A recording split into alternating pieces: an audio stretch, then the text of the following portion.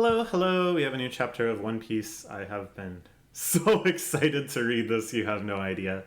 One of the craziest fights in all of One Piece history is going down right now. And mixed in with the madness of this fight is just more lore, exposition, and mysteries and questions exploding and unfolding than we could have ever hoped for in years of reading.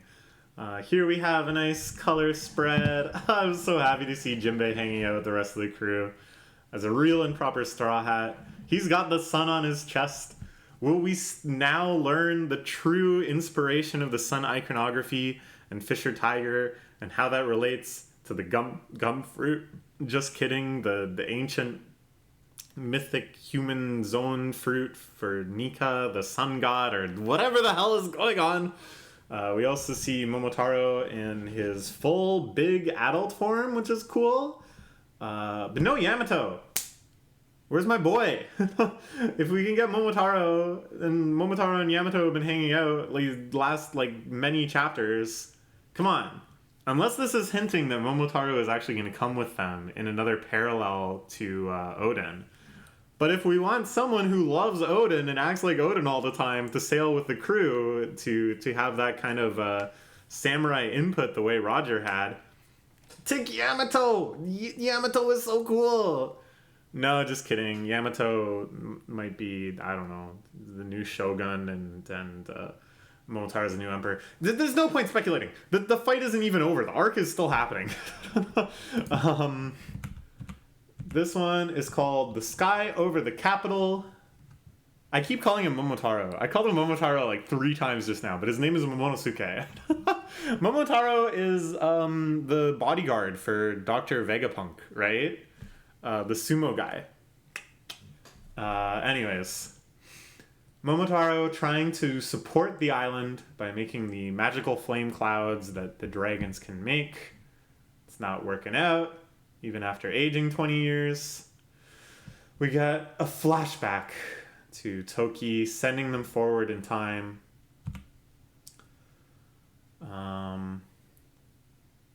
Land of Samurai, a place where shame is as heavy as life itself. And argues with the grave decision a woman has summoned all of her courage to make. She has nothing but shame her. Not just a child anymore.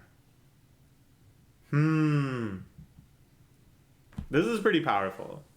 Because this is a scene that we've come at from so many different angles before. Each time learning a little bit more about what happened. And I think this is a very powerful storytelling technique. That at the end, these final kind of reconsideration of these moments, the final depiction of these moments, I presume it's the final, who knows, maybe there'll be another flashback to this scene. But there's no revelations at this point. We're not being shown this because there's still more to learn about what happened, the way it was when we first visited it and when we visited it in the Oden flashback and stuff like that. But instead, now it's just for the sheer emotion of it. Just for the sheer, we know these characters so well. We know how intense this is. We know how important this is. So let's really just relish in how emotionally intense it is for Momonosuke to make this decision to leave his mother and to jump forward into the future. I will go.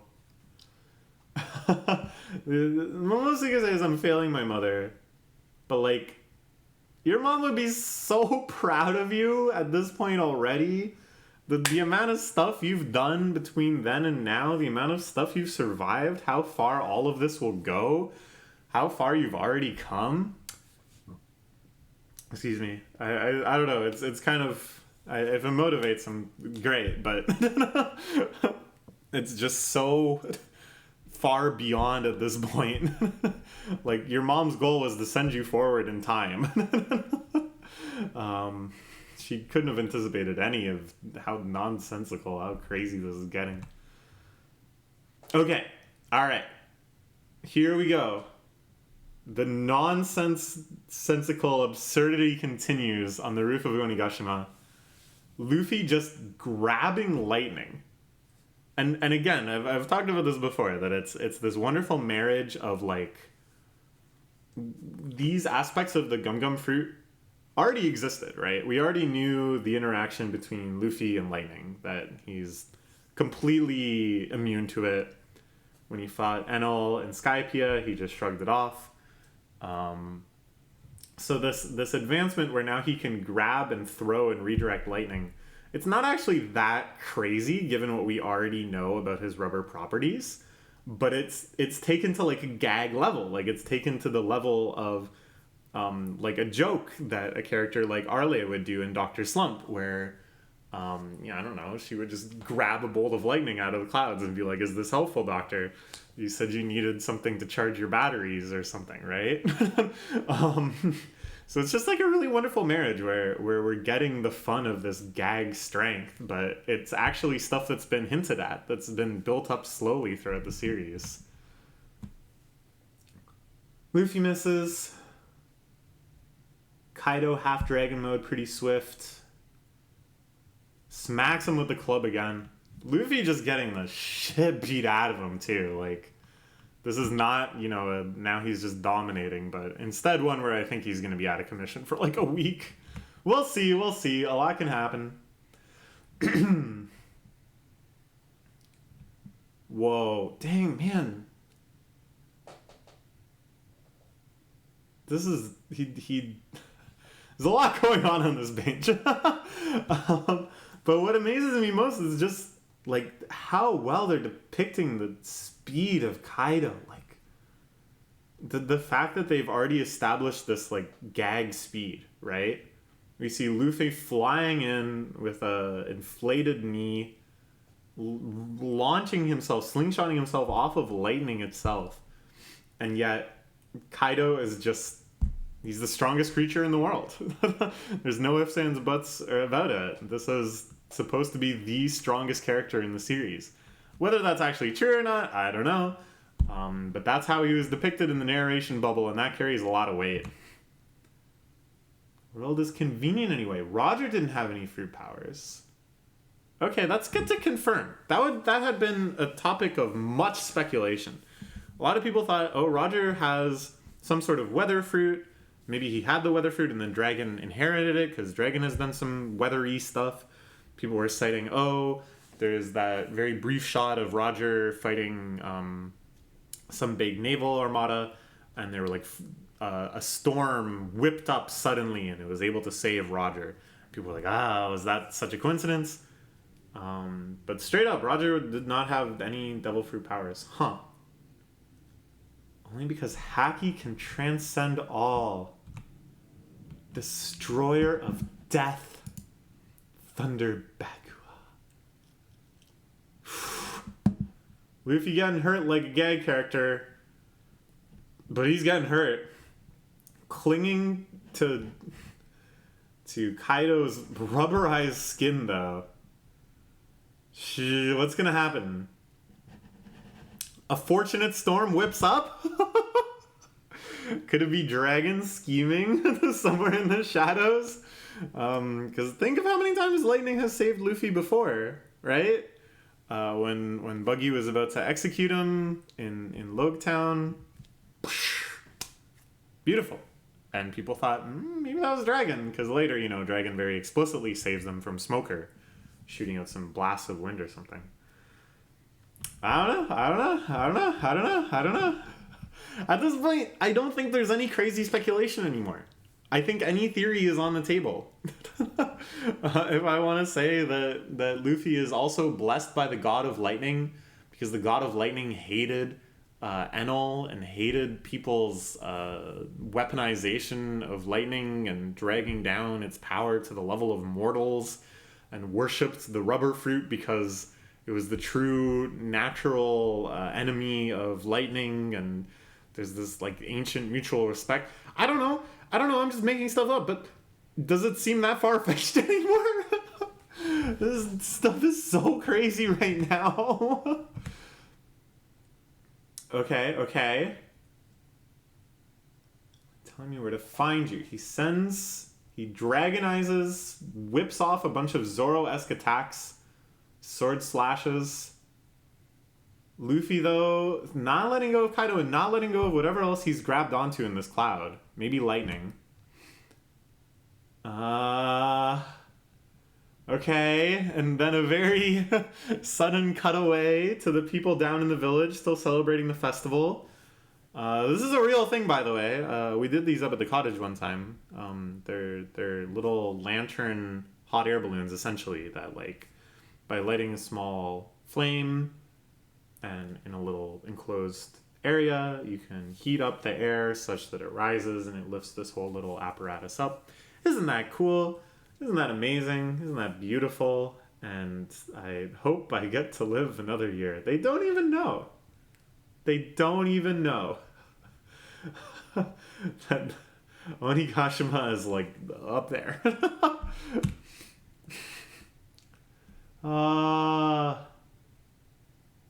don't even remember this girl's name. It's been so long. And her Tengu friend.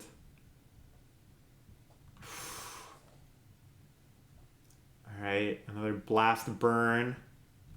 But Luffy's still tanking everything. I don't know. What are we supposed to get from this? This was such a strange break in the action. And then right back to the action, too. There must be something. Something will happen. Some connection will be made here between these little lanterns going up in the sky. What I like to see, too, is that I feel like this is all just a preview of how wonderful the party at the end of Wano arc, after Kaido is actually defeated, how amazing that party is going to be. We've been promised it right from the start. It's going to be this amazing mix of traditions and festivals and food and drink. Okay. Hyogoro has the right attitude. If we're falling, it's because we're winning. It's because he can't maintain the flames. He doesn't want it to just fall and splat on some random chunk of Wano. He wants it to settle right on top of the flower capital. His ego like that. Straw Hat defeats Kaido. We will all fall to our deaths. If we survive, it means Kaido's won. Oh, if we win this battle, I'll rest assured they can live a good life. Oh man, that's awesome. See, this shot is very closely linked. I guess maybe this is really to reinforce what these people are saying about I have family, I have people that I want to live the good life that are out there celebrating right now, and we want to give them something to really celebrate, even if it means us dying. It's beautiful. It really speaks to these themes of Wano, of self-sacrifice, of honor. Crush Kaido and don't worry about us. Kid is, like, not down. This random Kaido soldier is not down. Hyogoro. You know what? I'll say this, though. Why are they so sure they're gonna die? I mean, they've survived, like, gigantic failed attempts at ancient giants. Dudes that are, like, hundreds of feet tall, trying to stomp them out. They've faced, like, some of the strongest pirates in the world just straight up trying to kill them. They faced one of the deadliest plagues imaginable. Are they so sure that just falling out of the sky and going blam, that's gonna kill them? I don't know. At least Kid. Come on, Kid. Have a little self-respect. You're not gonna die from a fall. You're one of the main characters of this arc. So here, the fire is still raging, but the torrent of water is finally catching up from Jinbei and Raiko's combination attack. Okay, Komurasaki. I'm still not sure what's going on here. So Komurasaki was never dead, right? What's that guy's name? The one samurai who was posing as the crime boss just pretended to kill her, right? That's what's going on.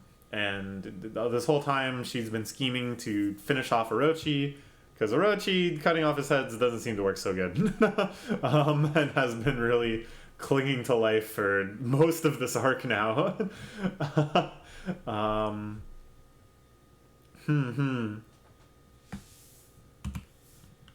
Holy crap. Okay.